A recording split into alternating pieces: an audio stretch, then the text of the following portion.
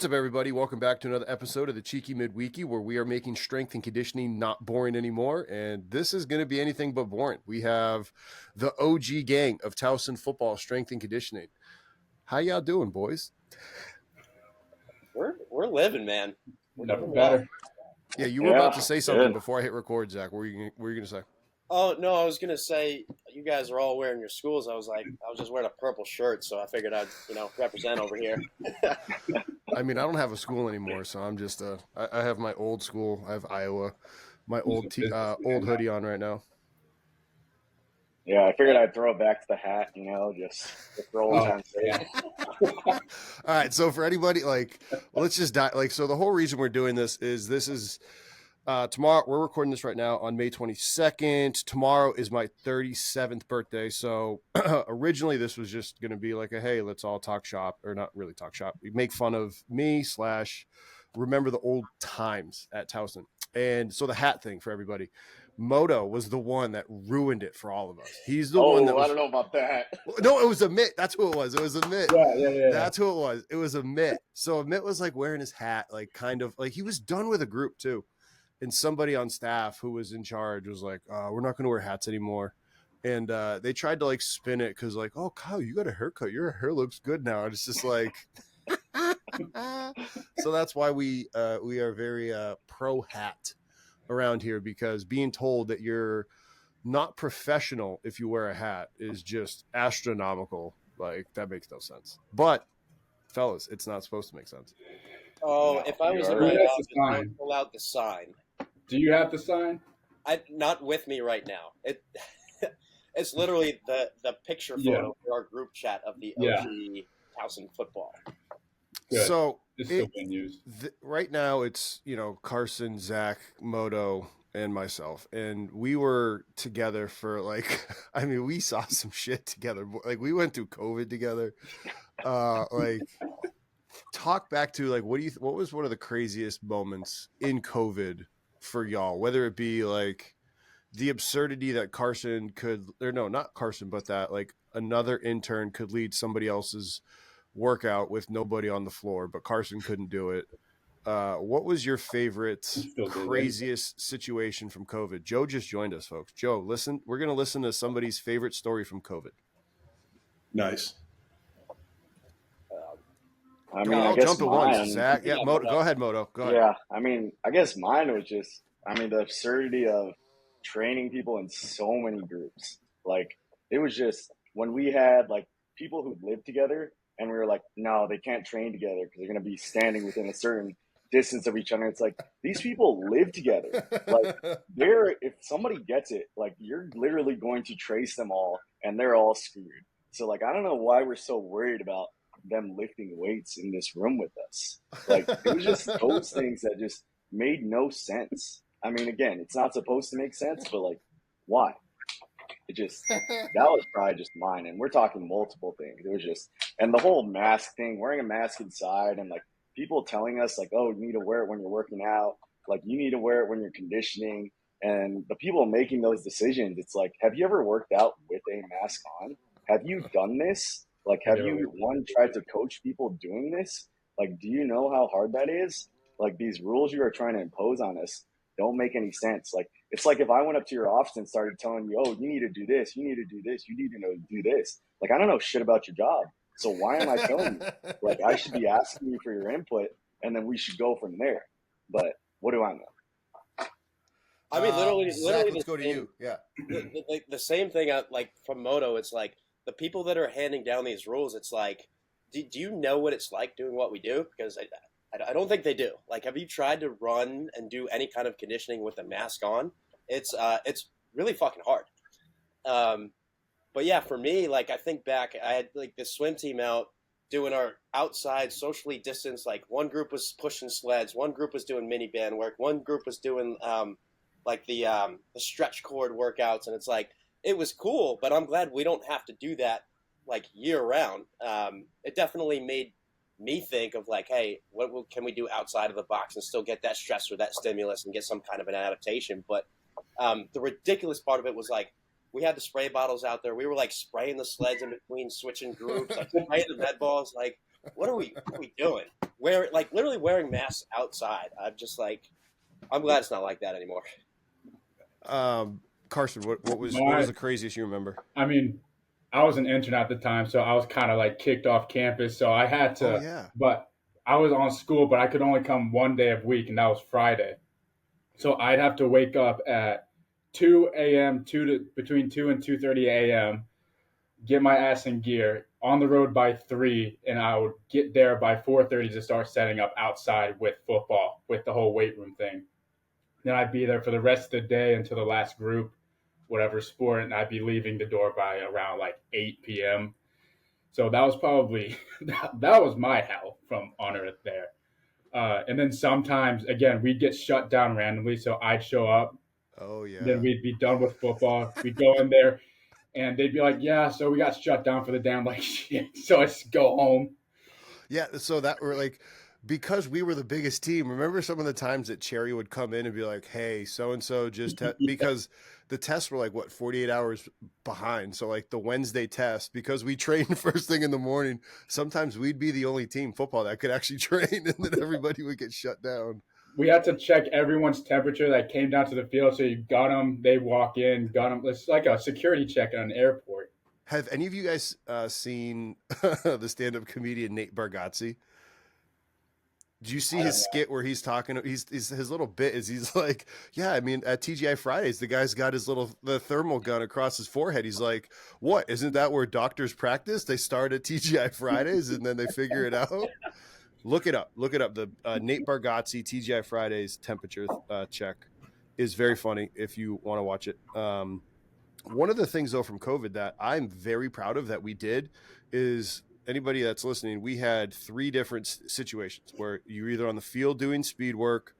Once you're in the weight room, we put the better, more advanced lifters that needed either chains or other things in the weight room. And then we had an auxiliary room that had some pop-up racks. And like the 3 of us, Zach, Kyle, and myself, we would rotate. Like it was never, oh, I'm always in the weight room or, oh, you're always on the field.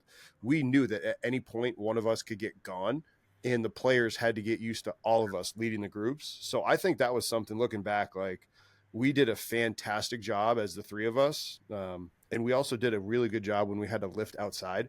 Y'all remember that, Moto and Zach, where it was like we were setting up 12 lifting platforms, barbell weights, sometimes a landmine, and some of the racks we had to put 400 pounds at each rack at. Like that was wild. Like That the was fact honestly, we would get there, ridiculous. like we would get there literally an hour beforehand, like always, right? And be setting up for legitimately 35 to 45 minutes outside is bananas. All right, Joe's the OG in here. Joe's been here with me the longest. Joe, I want you to kick this off. Go ahead, and what are some of your favorite moments of working with me that you were like, this guy's fucking bananas? Oh, man. Could go into so many, but I do kind of have top 3 moments, right? First one was literally us working like within like the first 3-5 days of working together. It was either our first or second session with the team. I can't remember exactly, but there was a snow delay. Training got canceled. You know, our ops guy, Lance, if you're listening, shout out to you, buddy. You did a lot. You're the man for putting up with a lot of stuff. But I remember you get a text from Lance saying like, hey, no go today. Something along the lines of that. Like, we're excited to get the guys training. It's our first deal. You and I working together, right? And you just repeat probably on a 3 to 5 hour, you know, after that time frame of us knowing of, hey, Joe, you think NDSU cares? You think NDSU cares about the snow? They're out there winning national championships. And like, I'm like, dude, this guy's kind of psycho. And then we just would not leave it. It was the funniest thing, man. And yeah, so that was like within the first few couple days. My second one is when I think this is within kind of like that same time frame, like definitely the first 2 weeks of training the guys. We're out on the field. We're pushing the guys a little bit through some conditioning towards the end. Guys are kind of struggling. The body language isn't the best between the guys. Lima blows the whistle, stops everything, and he's just saying, "Guys, listen, we aren't invading Normandy right now." Guys are struggling. I remember it was just, I was like, man, what a one-liner from that. And whenever we ran into some stuff, we would always quote to each other, we aren't invading Normandy. Right? That was that was definitely a one-liner for us for a long time. And then the third one is the clipboard incident. I was wondering if you're going to bring this clipboard up.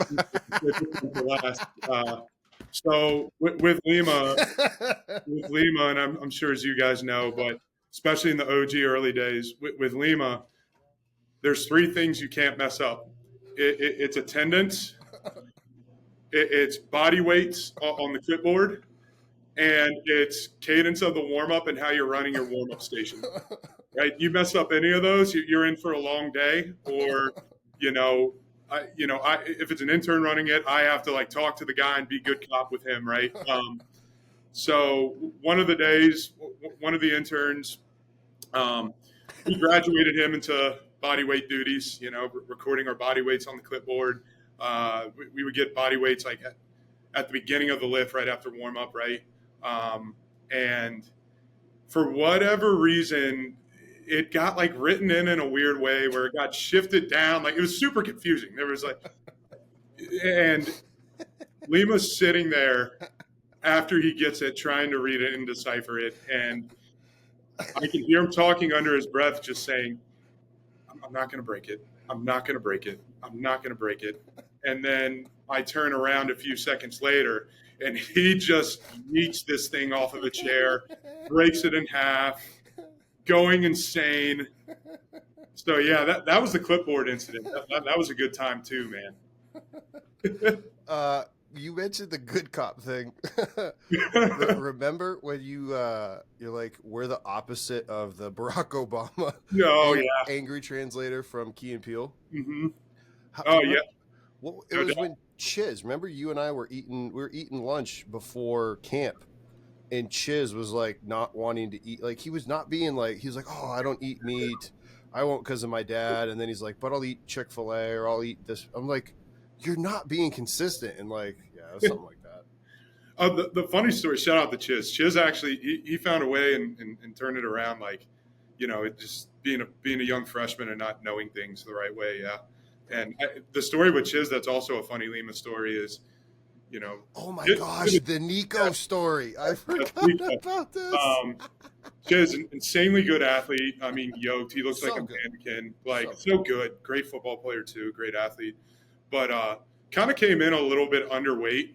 And we're talking about, like, body weight goals with the kid. And he was, like, legit 195. Maybe. Yeah. Maybe. Yeah. And I remember, you're stating your case, like, and rightfully so, like, hey, we're in the CAA. We're playing with JMU, we're playing with the big dogs, like, got to play inside the box, got to be a little bit bigger, right? And I just remember the kid just saying, like, oh, no, I'm good. Watch this. I'll be good at 195. I remember it. I go, what are you going to do when the lineman from JMU meets you in the hole and you're playing linebacker? He's like, I'm gonna meet him in the hole and show him that I'm here. I was like, oh, okay. Lee was like, I got something for you then. And then the next day at field work, we both put him in a harness. We take one of our really good linemen at the time, shout out to Nico, and harness them up. And hey, you got to drag them, or it's like the bear crawl drag or whatever it was, right? Yeah. You got to win the rep. And Nico kind of took him for a ride. And I mean, it was a good learning opportunity for the kid too. So, I mean, Chiz, credit to him. Chiz got super big and strong and obviously transferred, and actually now plays in the CFL at the same team that Roman does. Yeah. Moto, you were there next after Joe left. You were the replacement. What was some of the stories that kind of stick out to you about like what it was like working together, or a story similar to what Joe had? Yeah, I mean, honestly, this occurred a couple times, but I remember like it's probably like the first month I was there, and like, I mean, you remember Tippett, right? And sometimes like he would train in the morning on his own and stuff like that. And you guys would sometimes butt heads. And I remember it's probably got to be my first month. And like I'm training him or something. I don't know if he was late or something, or he's working out and he's complaining or something. And then you guys just start going at it. And you're talking, it's like 5:30 in the morning. And I'm still trying to wake up. We're just trying to lift, me and him. And you guys are just screaming at each other. I know, like, you're screaming at him. You're walking up, like, we had a ramp to our weight room. You're walking out the ramp, just screaming at him. He's screaming right back at you. And it's just like, I'm just like, what the fuck is going on right now? I thought we were just working out. Like, I get there's a lot of energy going on, but man, this is not what I expected. And so, like, the first time I was like, all right, cool. Like, shit happens sometimes, you know? And it just happened a few more times after that. And I was just like, man, what have I gotten myself into? I mean, I think things obviously, you know, relax a little bit. You obviously got better at it too, but like initially, and like even for me, like I was still trying to get adjusted. Like I wasn't really doing a whole lot, really. Like I was just trying to get comfortable with them, and so like, I mean, you must have thought I was a fucking mute when I got there at first. I was just kind of just hanging out and like watching the guys and like trying to get to know them, obviously. But it was like, man, what did I get myself into? So I remember that. Oh, go ahead. Keep going. Yeah. No, I mean, but like I was just gonna move on. But like if you got something, like if you remember, I remember that. So Zach, you and Moto will remember this. Remember, if somebody was late, we moved the whole lift group up 15 minutes for each person.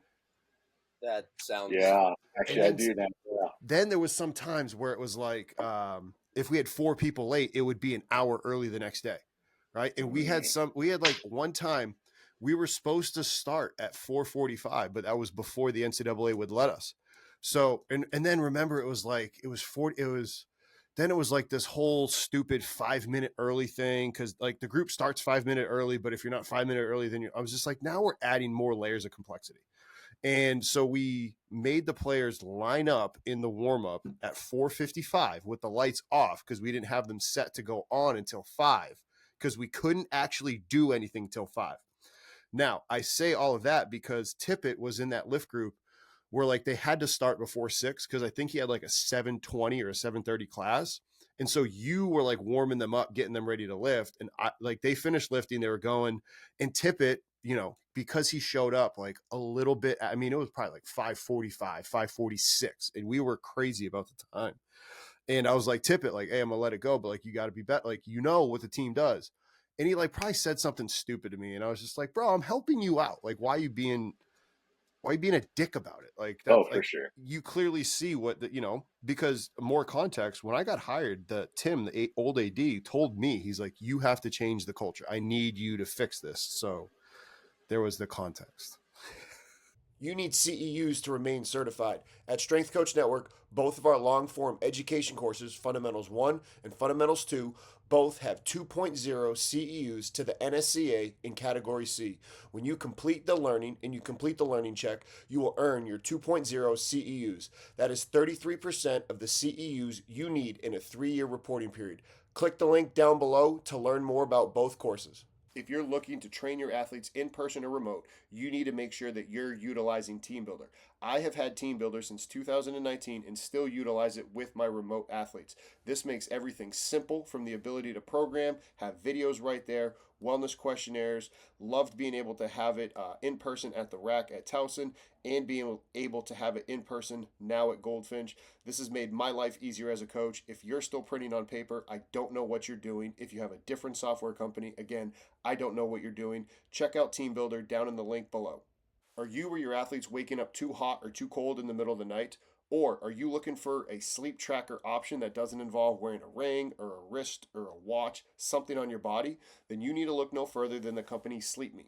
Sleepme makes Chilipads, which keep your bed cold or warm depending on what you want. And they also have a tracker that will go underneath that pad, so it will be able to tell how well you slept. When I did a little study on myself with the Oura Ring and with the Sleepme tracker, they were within 97% of each other, and it was actually pretty astonishing how similar the two were. I love my Chilipad. It makes me sleep great. I sleep cold. I actually wake up cold now. I haven't woke up warm. And pretty much ever since I've had it, I don't like sleeping on the road because I don't have the ability to use my Chilipad. Bunch of former colleagues back at Towson got it. My stepmother got it. Check it out in the link down below. No, for sure. Like I totally understood it, but I first got there and I was like, man, we are starting off hot. You're like, wow, it's not even 6 o'clock yet. But yeah, I mean, like probably one of my other ones was like, I remember we kind of changed our like late policy and stuff. I remember like where we would just have dudes kind of like sit around while other people worked out. Oh my gosh. I remember who was it? I can't remember. It was a line. Hirschman, Wait, right? I remember. Was What it was it? Hirschman? No, the Nick D'Angelo story. Is that Yeah, what Yes, D'Angelo. it was that Oh, one. Nick That was the D'Angelo. one. Yeah, if you want to tell that one. No, Moto. Yeah. I don't tell it because I suck at telling stories, but I'll like kind of chime in because this is my like premier Lima like ridiculous story. No, I mean, I remember because I'm pretty sure it was conditioning. I don't remember. I think it was Yeah. late to conditioning. He was late. It was back when we were doing a lift, then a conditioning session. So we were out on the field conditioning. Yeah, so I remember instead of punishing him, you literally just made him sit in the middle of the field while everybody ran conditioning around him. And it was just like, I mean, if you're tired, you could just sleep. You could sit down there. You could lie down. And I'm just like, God. Okay. Warhide So- almost killed him too. Before that, right? So the layout is the weight room's up on top of the hill, and the field work where we're doing is down the bottom of the hill. And this Nick, this poor soul, he took it like a champ. He really He's did. walking down He the did. hill, He did. and Roman, like our big freaking Yep. German lineman, he's just like, go home, or like, oh boy, like this is not gonna end well. So he just kind of like slowly, moseys down the hill. And then, I don't know if this was actually said. I think, Lima, you could attest, but I think Roman was like, I'm going to hurt you. Yeah, It's that like did happen. voice. because for the lineman conditioning, we were doing like grappling and like wrestling Oh, we stuff. were doing pummeling. Yeah. So it was like, Lima was like, if I let him go down there, he might actually die. Like, they're going to kill him. Like, so then Lima was like, no, okay. No, Nick, like, you're tired. Like, go sit, like, literally in the middle of the turf. Everyone else is doing tempo runs. The linemen are grappling. He's just sitting there in the middle of the turf, taking this like a goddamn champ. He really did. Insane. So that was a page out of the lacrosse team, like because we weren't. That was post the Jordan McNair thing, so everybody was like super concerned about not using exercise as punishment. So it was like, okay, this is humiliation as punishment. Like, let's call it what it is. This is not fun. This is not a fun thing to be doing. Oh my God, that was super awkward. But like you said, Yeah. D'Angelo took it like a champ. Oh, he did. I 100% felt bad for him as it was I did happening. too. I If mean, I any, thought it like, was hilarious, but I was like, man, of all the people for this to happen to, like, he wasn't a bad kid. He was never No. late. It was just like, he just fucked up once. And it was just like, well, like, we had to uphold something, It could have just say, oh, pass, because like literally we saved like the light. Like Roman was pissed. Yeah. Because anybody, like, if you want to know, like when we would grapple, like nobody wanted to grapple with Roman because he took it seriously. Okay, Zach, what do you got? Kate, you're up next. Hold on. My thing was actually going to be that story. Okay, Kate, what do you got? I don't even know where to start. I mean, because she's allowed to say that because the number of times. So anybody listening, Kate sat where Moto and Joe used to sit. So like the number of times that I would always just rely on them to like do things or help me, and then it turned into like, Kate, I'm mad and I want to say X, Y, and Z, and she'd like read my email. I don't know. I think at least 50% of the emails that I actually sent, Kate had edited for me. I will never forget. You asked me to. I don't remember who it was to. Whether it was the head football coach or the dietitian or whoever it was, you asked me to like read the email to ask if it made sense.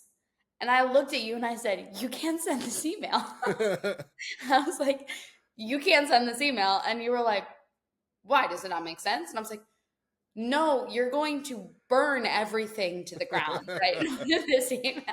So we had to start there. And then from then on in, like, anytime I saw him get mad, I'd be like, you better send me that email. I was like, we're not sending anything.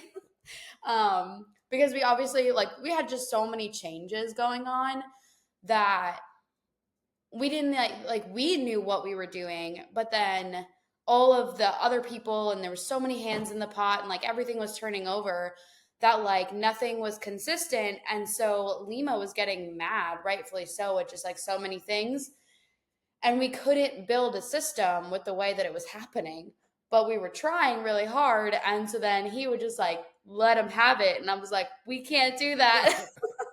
But I think one of my favorite stories is this kid. He was a lineman, and he just like is an incredibly nonchalant human, like great kid, like nonchalant human. And Lima just got so mad at him because he wouldn't hustle down the hallway. Oh God. He like follows him into the room. He was so mad at him. And the kid just turned around and was like, okay. And just like keeps going. And Lima's like, I don't know what just happened. Like I was just screaming at this kid, and he just like isn't even mad. And then that same kid, Lima had me do some lineman drill with him on the sidelines, and then he actually hit me. It was on video. Those are a couple great stories. I have a lot, I feel like. How many times did you have to edit his spelling? Oh, the bombs. Go ahead, Moto. Yeah. Bombs. Oh boy, I don't know if it was spelling. I mean, like, I could have swore, like, sometimes, like, we would do exercise and, like, he would name them different things, obviously. Like, I guess, like, we would sometimes call them, like, boom booms, where it's, you know, like, the A switches, you're switching the knees. And then he, like, put down on the paper bombs one time. And I just assumed that's what he called them. So I remember we just started yelling out what the exercise is, bombs. And Lee was just like, what the fuck are you doing? I was like, dude, you put this on the sheet. This is your exercise. I didn't make this up. And like, I can't remember, it was something else too. It might have been you were trying to spell Mexico or something, and you spelled it like Mexixo. And I was just like, this guy might be dyslexic. I don't know what's going on here, but he spelled things wrong. He's telling me these things are wrong. I'm just doing what's on the sheet, man. Don't get mad at me. Yeah, I can't spell. Like I legitimately, I thought I was writing boom boom. I didn't know it was BOOM. I thought you needed the silent B in there. It was bombs, like 100%. Yep, that was real. Carson, what do you got? So I guess for me, it might be a little bit different because my strength and conditioning cherry was popped by Lima, so I was interning under him. So everything that I was introduced to in strength and conditioning was a lot from Lima because he took me under his wing. But at the time when I first started interning, it was me and Terrence Warfield. I don't know if you guys remember him. Loved him. But I remember our first conditioning thing with you. At the time, I was strength and conditioning had gained a lot of notoriety and stuff, and we knew that you were an assistant there. So we came over to you like, hey, what was it like working there? And you just turned to us and just said with a straight face, well, you're about to find out why I am the way that I am. And then just kind of that was your answer. You're just speaking in metaphors. You were like, what the fuck does that mean? And then there were times when like you get pissed at the guys, and then you go into your office, shut the door, and start screaming at the wall and stuff like that. I just remember that, and Terrence and I would just start cracking up in a corner over it. And then Moto, I think you remember this too, but during COVID-19, Lima would always put on the same song. Whenever something happened that was COVID related, it was some song that had sick of this shit COVID-19. Oh my God. He would just play that song nonstop on repeat and sing it verse for verse over and over again. Those are the top three that I can remember off my head. I do remember that. It was like 6 a.m. in the morning. He was blasting it too, dark out. We're next to a neighborhood. Speakers just going off, and he's down there singing to himself. Yeah, there's always been lots of talking to myself to try to, gosh, I didn't, yeah. I mean, I definitely came in hot knowing that I had to try to change a culture. Some of the guys loved it. Some of the guys obviously didn't. But yeah, wow. That's Joe, I mean, was it really like it was pretty hot when we came in, huh? You're muted, Joe. Yeah, definitely like that, man. We hit the ground running. You know, we're not invading Normandy kind of set the standard there for a while. We weren't even doing anything that hard. I know we weren't even doing anything No, Like it that's the wasn't thing. bad. Like Like we were. it was like a, it was a smart plan that, obviously, like, we're getting them off a transition period. I think it was right off winter break, obviously. And it's just the guys just, once again, like, the culture wasn't there, and it's just, you know, that was your way of just communicating that to them. But I think with us, like, going into uh, 2018, right? That summer really picked up, and the guys started clicking a lot for the guys, and Mhm. they were able to see it, and we saw it, right? But started off really fast, but that's what's needed sometimes, especially in those cultures like that, for What sure. was for all of you? Anybody can answer it in whatever order. What was the hardest part about working football and working other sports? Because you were as fully involved in football as you wanted, because all like how I would try to delegate things to give you, I couldn't affect the pay of the 4Ps, and it's like, all right, how can I give you a better title, a better career progression, sense of purpose by doing the things that you want to do? But you did have a lot on your plate and other teams, and there are people out there listening to this that are struggling with that. What did you do, and then look to manage it well, and then hindsight, what would you have done differently? To anybody, any floor is open.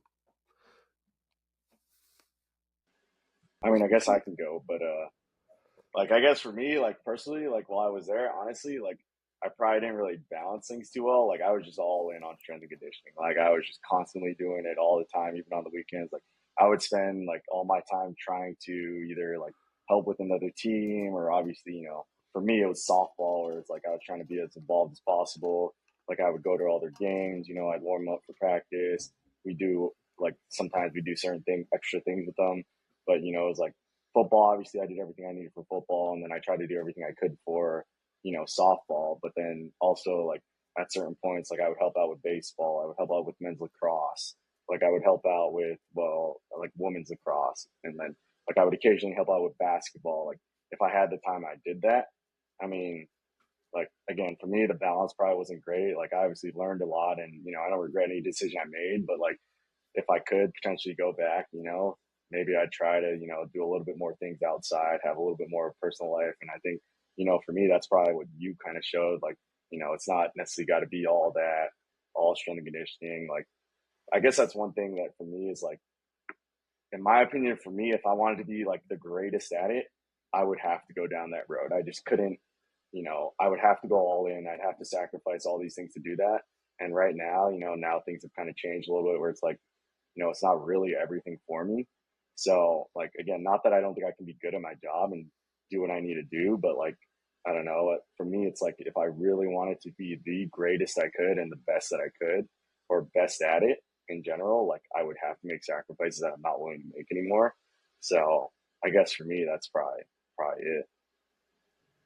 Yeah, I'll go next year, and similar to Moto with it. Like I was kind of in the same way, right? And kind of for some context for those people that are listening, the positions that we had were viewed as entry level positions. So most of us going into that position are either just getting off of an internship or getting off of a GA position where we're still kind of brand new to the profession, right? Um, I did struggle with the balance of it all too. And the one thing that you showed me, which kind of opened up my eyes, was seeing things from a 10,000-foot view, right? Because I think younger and earlier in your career, like you can get so like zoomed in on it, when zooming out and looking at the systems of it all and trying to operate better there really makes you more an effective coach, kind of holistically. I think I'll kind of tag off of that, Joe, and like even just to be kind of like an echo here, hard to balance it all, right? You got football, I had swim and dive and gymnastics as well. Moto had cross country, tennis, and softball. Like it was definitely challenging. And you asked a lot of us, and rightfully so. I think we are all much better because of what you asked us to do. But also at the same time, you were a great boss and leader in that if we didn't need to be there for something, it's like, no, go take your time or go do what you need to do. And like, this isn't everything. I don't need you to be here, sitting from 5 to 5 if you don't need to be. So I think now, again, kind of like to echo Moto too, looking back now, like I think just having that a little bit more of a life outside of just strength and conditioning, and for me, that is what we'll call kind of washed up adult sports like pickleball, kickball, beach volleyball. Like I'm literally like that's how I met my girlfriend, through literally kickball, like adult league kickball. So just having that outlet, in addition, obviously, to busting our ass at work and being the best that we can, but understanding it's like it's what we do, it's not who we are, if that makes sense. So I think I have a little bit of a different perspective because I had Kyle's job, so all those same sports. But I got into strength and conditioning like much later in life, and when I got there, I was like, I don't know what you guys mean. You think I'm gonna do all this extra stuff that I don't have to do? Like, I'm not gonna do that. And like Lima was there, like supporting that narrative, and for me, I was like, I'm a grinder, like, but I'm only going to grind with the things that are necessary. Like, I'm not going to have my 4 sports and then stick around to offer a helping hand to someone who has less athletes than I do. Like, and it's not like out of a disrespect thing. It's just because like that's not sustainable for anybody. And you don't, quite frankly, you don't pay me enough to do all that.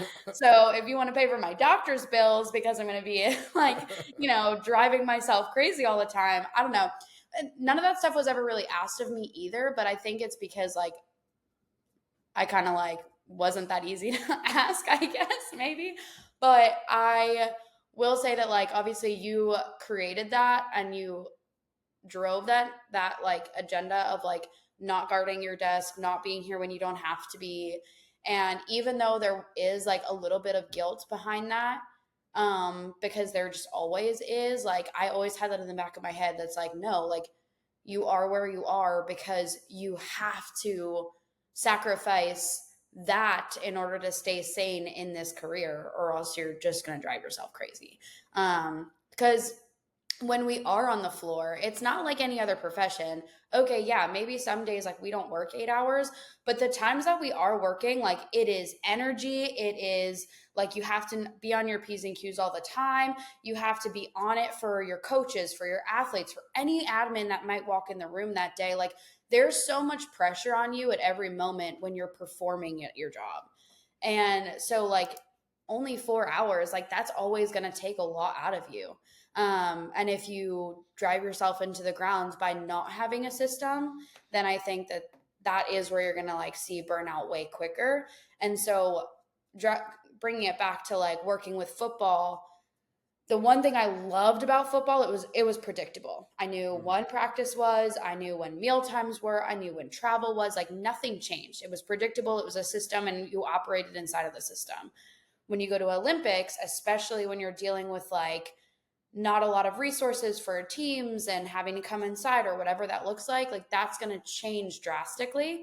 And you have to not only know how to adapt, but you have to make sure your system that you create for that can adapt with you. So then that way you're not constantly just trying to like, I don't know, like pull something out of the hat. Right. So, that's like the one thing that working with you taught me is like have your boundaries, understand what your needs are, be on, but also take the space that you need so that you can do your job really effectively and have that system in place.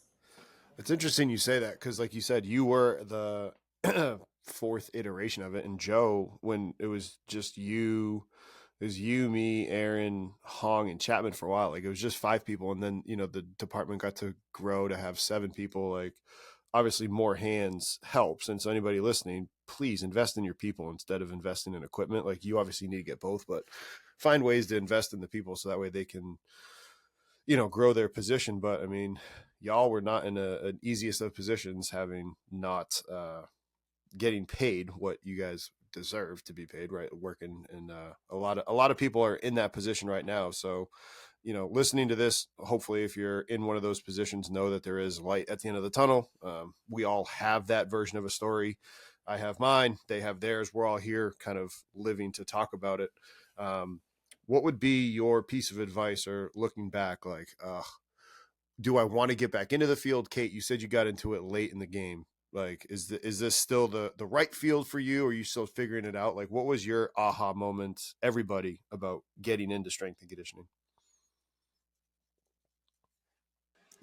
Well, for me, I tried to become an athletic trainer and it was blood and bones, and I don't like blood and bones. I failed anatomy 2 twice, like, can't figure out the heart and the lungs to save my life. So, obviously, that didn't end up being like part of that. But I coached cheerleading prior to becoming a strength coach, and I just really liked coaching. I really liked like having a part in that. And I think, like, for me, that's I can program, sure, but I have a lot of intangibles when it comes to like coaching. Like, that's what fills my cup, like building relationships with my athletes and having, a hand in like helping them become a better human being and like see things outside of just their sport, which like is very important in Olympics, outside of football, basketball. So for me, like, that is what fills my cup. So it is the right move. But I do think that if I was younger in this profession and I got in younger, like, I probably would have a different lens because I would be such a grinder, because I wouldn't have like years of being like, I can't do that, I'm too old.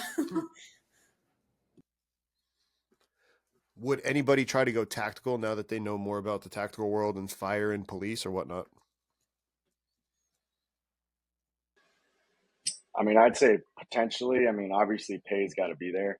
Like the job is the job. Like I always like doing the job itself, but like obviously, pay.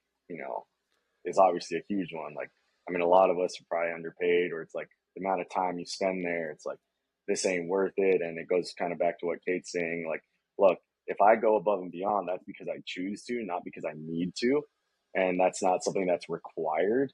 Even though like realistically, let's be honest, people are going to be like, oh, we want someone who's going to do that. Like, we're not going to ask you to do that, but that's what we want. So again, it's like setting that boundary where, I don't know, money's got to be there. Like, I know people hate to say it, but like, it's not for the money, obviously. But like, I mean, you said it before, Lima, like, passion doesn't pay the bills. Like, you got to be able to make money doing it.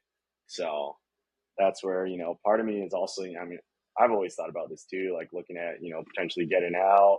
I thought about being a teacher and then, doing like this strength and conditioning thing as like a side hustle, or like, just like an extracurricular thing where it truly would be a passion thing and it's not, for the money, that sort of thing. But for now, it's just not quite where I'm at yet. And I'd still, want to pursue that, being in that organization, whether it's college sports or whatever it is out there. So. Joss I pay, think, or go ahead, Zach. no, I was going to say, in terms of like aha moments for me as it relates to strength and conditioning, I think one of the biggest ones was in grad school. So, Springfield College, shout out, Springfield Mafia. Um, but so the first year of grad school, you're an intern, and the second year you could potentially be a GA there. So I was an intern, literally like, I don't know, maybe a week in, and I'm kind of getting my feet wet and what it actually means to coach and all that. And then I don't remember which team or which GA I was under, but they're like, all right, you got warm up today. I was like, me? They're like, yeah, like you got warm up. It's like, all right, I had the sheet. And then like, I panicked. Like that was probably the worst warm up I've run of all time. But then after that, I was like, wow, like this is completely different than like personal training or even small group. Like this is when you say something, people are listening, or at least they should be. Like people are listening to every word that you say. So I'm like, this is cool. Like this is different, and I like this. And that that kind of sparked the fire. I was like, I know that this is kind of the route that I want to go. Sometimes with groups and teams that we have, it's harder to keep their attention. I learned from Lima to keep things simple, and well, Lima knows me. I overthink things, but the simpler the message, the easier it is received. Yeah, I give you that advice because I'm the same way. Yeah. Looking to expand your education further, but you don't want to pay the massive fees of going back to school? At Strength Coach Network, we have 2 long-form education courses that both cost less than one course taught to you by an online school. If you click down below to learn more about Fundamentals 1 or Fundamentals 2, you will be able to sign up for our education course that has over 20 hours of educational content brought to you by some of the biggest names in the field. Dr. Brian Mann, Zach Daycant, Jeff Moyer, Terrence Kennel, and many more inside of this course, all for less than the price of one course at a college university. Are you expanding and need more equipment inside your current room? Or are you building a new weight room and you need to get some equipment? You need to look no further than Powerlift. I had Powerlift equipment when I was at Harvard, Iowa, and at the University of Maryland. I'm currently utilizing their stuff right now. I'm telling you, Powerlift strong, Powerlift made here in America, here in the great state of Iowa, made, manufactured. You have the ability for customization, whether it's on the bench, whether it's on the upholstery, whether it's on the bumpers, across the rack. There are countless options, making sure it's designed to your specific brand. It's Powerlift made, it's Powerlift strong, it's not cheap like all the other competitors, and the people inside of Powerlift are people that you want to be with. Check them out in the link down below. Hawkin Dynamic is the best option if you're trying to get any force plate data or if you're trying to collect any isometric mid-thigh pulls. Not only can you do isometric mid-thigh pulls for the lower body, but I call it an isometric mid-thigh pull for your upper body, where you're able to do an isometric push-up into something where your back is pushing into a bar and your hands are on the force plate. I utilized Hawkins force plates and Hawkins software when I was at Towson. Still utilize it now when I'm at Goldfinch. If you're using the other competitors, I don't know what you're doing. Hawkins customer service is second to none. Hawkins software and their hardware, again, second to none. Check them out in the link down below. Jospe, what do you got? Yes, it's similar to Zach. I'll give a shout out to my undergrad at Salisbury. They're also pumping out strength coach. Shout out to Matt Nine there. But it was really like I've always wanted to be in coaching and around strength and conditioning, performance, sports performance related kind of sector, if you will, right? I grew up playing football. I didn't want to be a football coach only. I wanted to be around different individuals, different teams, right? And I liked being in a team environment and trying to find answers and solutions for, people and help them out on their path, because that's what I wanted when I was playing, right? But similar to Zach, like it was the same deal where I was volunteering as much time as I could, and at Salisbury, and I earned the right to run a warm up, and much like Zach, like it went terrible, but then Matt pulls me aside after and he goes, you know what, it's actually pretty solid. And in my mind, I'm like, what the heck? Like, got a compliment from, this very accomplished director who's done a lot of things and has made a lot, out of little resources. And it grew from there where, he gave me responsibilities for programming with teams in undergrad, right?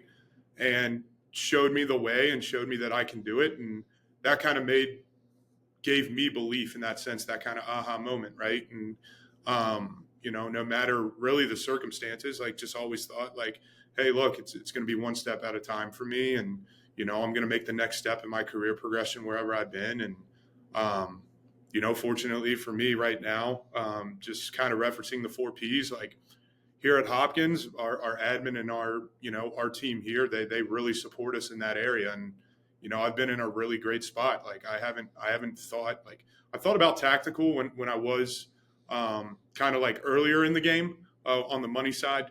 But, for me here, like I'm pretty blessed with where I'm at, just kind of helping out in each of the 4Ps there. And it's a pretty good blend. And for my staff, like I try to do that as much as possible and figure out for them what it looks like for them, because it's different for everybody on that sliding scale of what's important, right?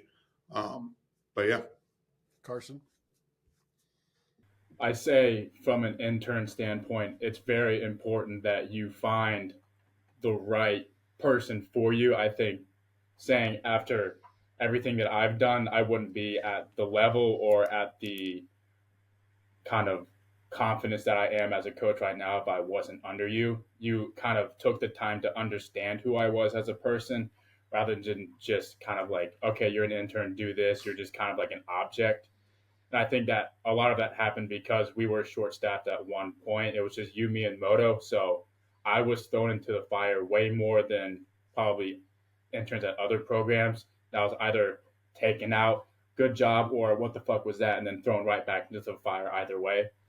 But from an intern standpoint, just making sure that, yeah, when you're there, you're going hard because that's what, garners attention, but also finding the time, like you said, to step away, do your own personal stuff. Because at that one point, I remember I was in a state of burning out and you were there because you're like, hey, we've all been there. you kind of helped me through that. And then from that point on, we came really close, like that father-son relationship. I became that little Lima thing. Yeah. You came in. I remember I was working volleyball and you left on your bike. Yeah. Also, Lima used to ride his bike around the weight room, just for anyone who didn't know. But he was riding up the ramp. He was like, "Say goodbye to Papa." I'm like, oh my. I was in the middle of leading the warm up for volleyball, and the whole team just went silent and stared. I was like, "You gotta be shitting me." But yeah, Carson, I tell the story about you and remember, I forget what it was. I think it was just one of our, might have been like a recovery day. It might have been a bulletproofing day, but like I let you design something and I let you run it. And you were like, "Hey, it didn't go great." And you were like, "But we let you," and we called it brushing against the guardrails of failure. Yeah. And you were like, "I'm so much better now because of it." Because instead of us trying to like, "Hey, Carson," like Zach talking about his program design where it's like, "Hey, Zach, you got a ton of stuff in the dumbbell area. We don't have a ton of room over there. Like you have to program for your room." Mm-hmm. I tell that story all the time because like you just have to, until you actually feel it, you never actually know what it's like, and you're never going to be able to be a good coach. Yeah, and I think that being thrown into the fire and messing up so many times while also and learning from that was I was able to actually hold my own during the season when we were really going at it. It was just us three. I was having to, take over people's lists and then drive to wherever we were playing at the time. And I mean, I couldn't have done that without you as my mentor. So shout out to you for that. But again, if you're an intern, go hard while you're there. But again, you don't have to. The old school way of thinking, you're 7 days a week, 24 hours a day, balls to the wall. It's bull. Like you need to find time to step away. They're not gonna be a championship one because you do that. I can attest to that because I've been part of a championship team here where we did almost the exact opposite, but we still went out, whooped ass, and then won a championship because of it. So I think Oh, sorry. Go ahead. yeah, last thing is like you giving a different perspective of what a lot of people believe strength and conditioning to be is what has kept me in this sector for so long, and how I can still see myself growing and staying in the sector for the time. I thought this was funny, us all talking about Lima being a father figure. So this is Joe. What you are still in my phone as you probably can't see that. I got Joe it. has in parentheses Lima's son. So for everybody, we all are. I know me, Moto, and Joe all consider ourselves long distance sons of Lima. Kate's face right now. I'm not your son. I'll be your sister. I'm good with that. Joe's joke is always like, "Oh, tell like if it's Everett's birthday or something." He's like, "Oh, my little brother, his birthday." Like, Yeah, it's little bro's birthday, man. Gotta give him a shout out. what is you guys can say the name if you want. If you don't, you don't have to. What was the best relationship or relationships y'all had at Towson with any of the athletes, and like how did it get formed? And the reason I'm asking this is for our listeners that are either new to a position, they're whatever, and they're trying to form good relationships with their athletes. Like, what was some of the ones that you had, and how did they get formed organically? I'll go first. Luke Hamilton, we all know and love him. He actually just came up to me, put his arm around me, and said, "Hi, I'm Luke Hamilton." And then from there on, we just kind of like kept talking. And he eventually, of course, came to West Virginia while I was here, and we just kept going from there. I'm not sure. Does anyone know where he's at right now? He's done. He's just. I know he's done. Now, like housing, and he's being a human being. Last time I talked to him. Good for him. But yeah, and then I'd say the other one was Jesus Gibbs. That was the one that I got really close with, and that was just like I saw this fucking animal of a human being. I was like, I just want to like get to know this dude, like who he is. And it turns out he was from an area very close to where I lived in Northern Virginia. And, I would just, he would be doing insane stuff. I just harp on him, just joke with him like, yeah, that didn't look that bad. While he's, split squatting over 500 pounds. And from then, like, just hanging with him and just getting to know them personally. And then also trying to grapple him and getting just driven to the ground. I think Zach saw me try to grapple with him once, and he actually threw me like 6 feet. But yeah, get to know them as a person before you get to know them as an athlete. That's my number one rule. I'll kind of go. Sorry. Go ahead, John. Go. Shout out to Luke Hamilton. He was one of my guys on football too, man. Like that's exactly who he was every single day, and like found a really good blend of working really hard but having a lot of fun at it, and kind of extending that out to everybody around him. Our running joke together was he had rack 1, which was right next to like Chat's office, and his office like right next to the fueling fridge, right? And even now, like whenever he's like making comments on my Instagram posts or mine on his, like we always just hashtag rack 1 legends. People are probably looking at that saying like, what are these guys talking about? But shout out to the rack 1 legends. That rack, lifted some big weights and trained really hard. So yeah, Luke Hamilton's the man. But for me, I would just say, and this is kind of more like a bigger group, obviously, but men's and women's swim and dive at Towson, incredible human beings. Like I took over as their strength coach during CAA championships.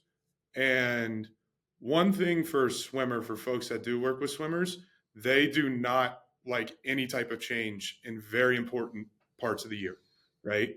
So when I took them over, they from immediately like extended arms, like, we trust you right from that moment, right? And those kids were some of the hardest working human beings I've ever been around, and some of the greatest people I've ever been around in college athletics. And I know you can attest to it, Lima, because when I left, I think you took over for me. And Zach, I know you took them over too. And some of those kids, like I still talk to today, and they're fantastic, like awesome as far as like when you're dealing. We talked earlier about like being that entry level role sometimes, and you do have a lot on your plate. Like when you can go to train and really enjoy the process and be around great people, it makes life so much better. And they did that for me, and I know they probably did it for you guys too that worked with them. Yeah, I think for me, just kind of looking at like some of the best relationships that I've had back, in Towson, people that are athletes that I still talk to and keep in communication with through social media and stuff. I guess I'll just call it like the moments of pause, right? So whether it's like a few minutes before a lift or kind of in between sets, if you got like a few seconds here or there, or like at practice, if there's kind of a lull, like just literally just being there as a person that's there to talk to whatever, shoot the shit, if you will. I think of one girl in particular on gymnastics, like she would come in and roll out a little bit extra, just like after practice. And I'd just go up to our little turf room. So in Towson, I don't know what it's like now, if they've improved it or not, but they got the main weight room, and right next to it is the turf room with the kind of makeshift racks. And I would just go foam roll with her and ask how practice was. And I'd still probably FaceTime with her every 2 or 3 months. So just finding those little moments that you can just be a person and not necessarily like their coach. Yeah, no, I mean, for me, I guess at Towson is basically kind of just the teams I worked with, but I probably like softball, especially part of it is just because I spent so much time with them. And I think that's, like a huge thing. Like sometimes you just need to spend time with them. You need to be around them. They need to see you there. Like, again, whether it was just shooting the shit at practice, hanging out for a little bit, being at the games, things like that. Like, I mean, I can't remember. I think it was Boyle who said this, but it's like that process where it's it's like trust. Like you got to get to know them. You to some degree they got to kind of like you, and then that's how they're going to kind of trust you in what you're doing. And again, it's building that relationship, just being around them. Like that's kind of what makes it fun. Like even at my current job, like working with baseball, like these dudes are obviously they're dudes, like they're bros, like they're fun to be around. Are they kind of immature sometimes? Oh, absolutely. Like, do they talk about the dumbest shit I've ever heard in my life? Sometimes when I talk to other adults, like I find myself saying stupid shit and I'm like, oh man, I've been hanging out with them way too long. But like the job, like I enjoy being around them, like spending the time. Like again, it's so cliche to say, but like I feel like that's like why so many of us kind of like it. Like you're being around people, like that, you share a common goal, like you have somewhat similar interests, like you get along for the most part, or at least you would hope you do. But like you see it sometimes where it's like people don't like who their coach is, or they hate who they are, and it's like, man, like they're miserable, or like the whole vibe is miserable, and it's like that's like a shitty way to go about like the thing you're supposed to love doing. Yeah, I would echo that. I don't even know if softball is like my best relationship, but I definitely had some really great relationships on softball. Mm. But it helped that I got along with the head coach. And like I remember at practice, Johnny would text me and be like, "Are you coming home?" And I'm like, "Oh shoot, I didn't realize that I was at practice for an hour after I warmed them up." Just because like it was fun. Like we had a good time. And so that was good. But I will say that like two of the crazier relationships that I had were with cross country and tennis. So women's sports, like cross country, they're type A personalities, like they're perfectionists, they have whatever, typical cross country athletes. What I ended up doing was they would come into lift and we would go, we would have a grievance. So they would have about 5 minutes to just tell me all the horrible things that happened to them that day, because they always had a ton of bad things that happened.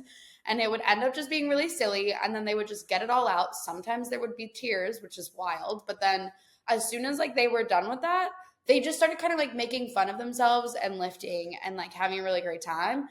And then at some point, they started telling me that lift was the best part of their week, which was kind of crazy. But I think like those are the moments that remind you why you do this job. And like they were so special to me because I'm like, wow, like you're here for not this. You're not training to be a weightlifter, but this is the best part of your week. That feels like very good to me. And then like with football, I'm going to echo what Carson said because I got thrown into the fire when Zach left, and I was running the turf room on some days by myself, like brand new at Towson. And I was just like, okay. But I had to like really earn it, like, cause I was brand new. I was a girl in the weight room with all these dudes. And I will never forget Johnny Woodward, I think is his name. He was like benching 315 or something. So I walked up to him and I was like, "Do you want me to spot you?" And he looked at me and he was like, "You can spot me?" And I was like, "Yep." I was like, "No problem." So like I gave him a handoff, I spotted him, whatever. And then he went up and he asked a lineman to spot him. And I looked over and it was Brock, and he gave the worst handoff on the face of the planet. And Johnny was like struggling to get it up. Brock basically like deadlifted it off of his hands and like racked it. And Johnny just stood up and he goes, "She's a better spotter than you are." And like, I feel like that I like earned my keep with football on that day, I guess, because people, I guess, were really impressed that this tiny person could do that. Which was cool. And then eventually they all just knew like not to mess with me, and I would just kick them out or just tell them to stop being babies. And like they would be like, "Did you just say that to me?" And I'm like, "Yeah, I did." So yeah, but I think like Carson said, like getting to know them as humans and knowing like what your role has to be for each team. Like for softball, my role was like they needed to get stronger and they needed to get quicker and whatever. Like, and as long as I treated them like humans and I understood when they were tired and I helped them through that, but I was getting them to the goal that they wanted, like they were bought in. And with cross country, it was, being like softer, to be honest. I just had to be like a bit of a softer human. Like I wasn't pushing them like to their limits all the time. I was just like, "You know what? That was a really ugly squat, but we're just going to try again and it's going to be fine." Like, things like that. If you learn the role that you need to take on, like I think you'd be better off, because like some teams it's going to be a dictator type thing because they're not getting that from their coaches, and then sometimes you have to be the liaison, and then you have to get to know the kids individually, and some of them you're not going to get to know, and then some of them you are, and you're just going to build a relationship, and you just can't take anything personally. Is there any final comment, thoughts, looking back on the time? Like some of you, we all worked together, some of you didn't. Any comments, any final thoughts? One of those, speak now or forever hold your peace. I mean, I would just like to comment, and Lima, I know that you know this just as a mutual thing, but take care of your people. Like I truly mean it when I say Lima was like a father figure to me when I was working at Towson, because things can get a little seemingly overwhelming. Like I remember, like there was a point, kind of midway through my tenure at Towson, and things were just getting crazy, and I was super busy, and on the verge of breakdown, and like literally we just went and sat at a table and talked, and he was like, look, what do you need? Like, do you need more time? Do you want some time? Like, what do you need?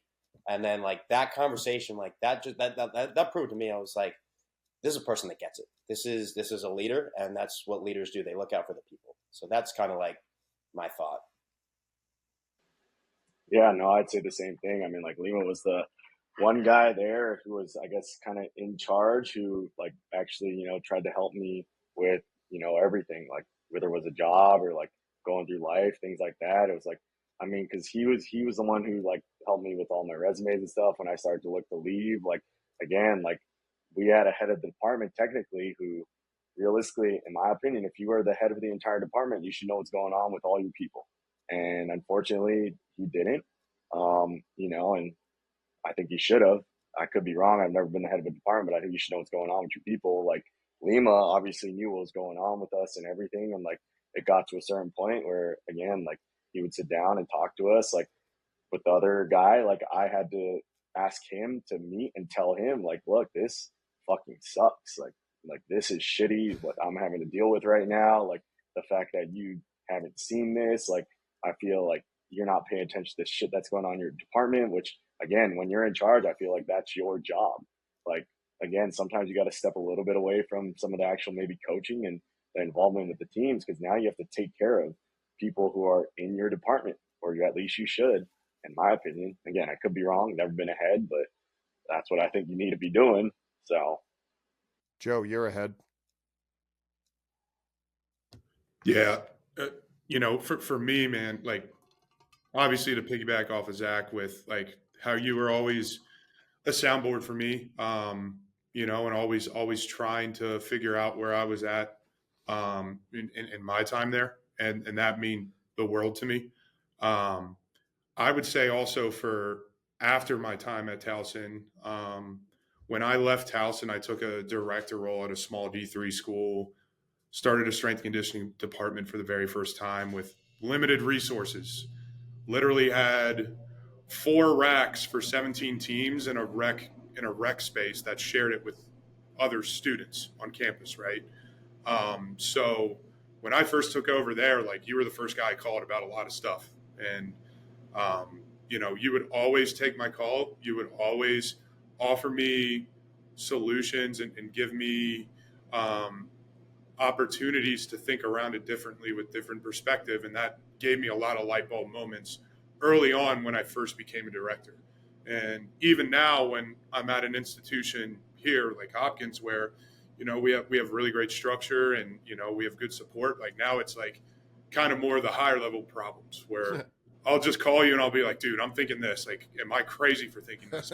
You'll be like, yes, you are. Or no, I kind of see it. Mostly it's, yeah, Joe, you're crazy. Like, think about it this way. But that's been the biggest help for me, man. And, it's always been an extended hand, like even after working together. And that's like, I'm super appreciative of that. Like I took that, like I've had former assistants here that are at other spots or interviewing at other places, right? Like kind of navigating throughout their career. And I try to do the exact same thing that you did for me and that you continue to do for me, right? And it's super helpful, man. It makes the profession better, really. And super thankful for it.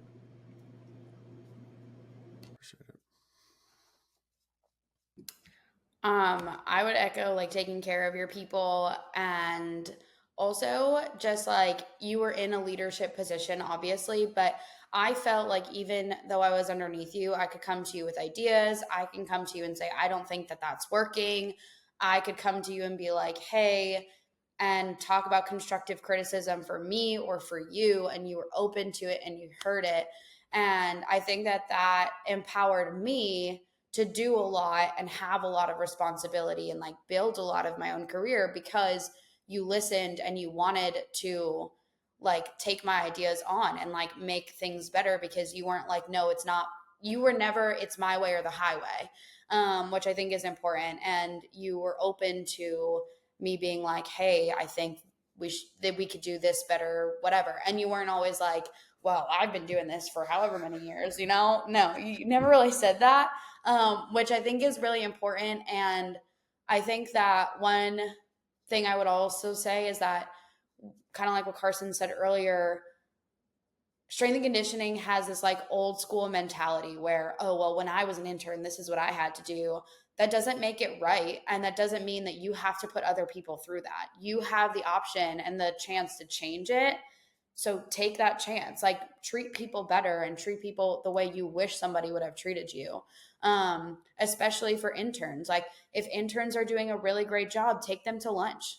You know, if, or give them the morning off. Like there would be so many times where like, you know, Logan, his wife was a nurse, and so sometimes he wouldn't see her for like weeks at a time, and he would tell you she's off, and you'd be like, okay, take the morning off, like don't come in.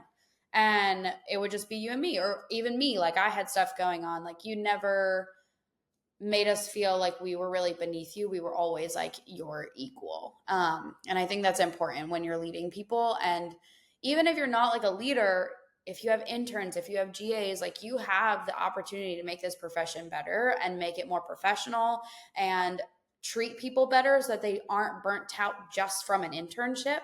And I think we all need to do a better job of doing that. And I'll piggyback off what Kate said about not working under you. I think a lot of the mentality of a lot of staffs is that the head guy has a bunch of people working under him and for him. When we worked with you, it was we were working alongside you. We were working with you, not for you. You were taking in other people's ideas. You were like, tell me why I'm wrong so I can fix it. Or like, tell me why this is a stupid idea. And of course, I didn't know any better when I was like, tell me why this dude was like, Lima, I just got here. I don't know. But like, it was like, okay, so he actually like wants to hear my opinion. He actually, you know, gives a shit. But I'd say, yeah, always understand that the people around you are there to try to help make the program better, because at the end of the day, we're all trying to accomplish the same goal of winning games, winning championships. And no one way is going to be the correct way, no matter how many times you've done it over again. Everything's just an experiment. Yeah, I'll kind of wrap this all up by very simply saying I was that way because that's truly how I felt. I could not have done what I did. We wouldn't have had the success that we had at Towson without each and every one of you. That's why we're all still in touch now. Yeah, it was the best of times. It was the worst of times, as they say, right? Like, truly, like I couldn't be who I am without each of you. Joe knows I cried like a baby at his wedding because he was my son, you know, so that's how much I care about you guys. Thank you for coming on the show. I know you guys all have other things to do. So yeah, thank you very much. We'll be in the group chat. So yeah, appreciate everybody. Appreciate you. Appreciate you guys. Thanks, Lima. Man, appreciate you, Lima. Appreciate you, Lima. Happy birthday, and good to see all of you boys. 37 years young. Happy birthday tomorrow, man. Yeah, tomorrow. Free courses from Strength Coach Network. Right now, we're giving away $1,900 worth of education when you simply sign up for our free giveaway. This lasts until the end of May 2024, where first prize gets access to Fundamentals 1 and 2, which is $1,200 in value and 4.0 CEUs to the NSCA. Second prize is Fundamentals 1 or Fundamentals 2, whichever you do not have, valued at $600 and has 2.0 CEUs. Third place is $100 store credit to our partners at Ultimate Athlete Concepts, which is the #1 bookstore for athletic coaches textbooks. Simply click down below for more information on how to enter. Anybody can enter. We will announce winners on June 1st.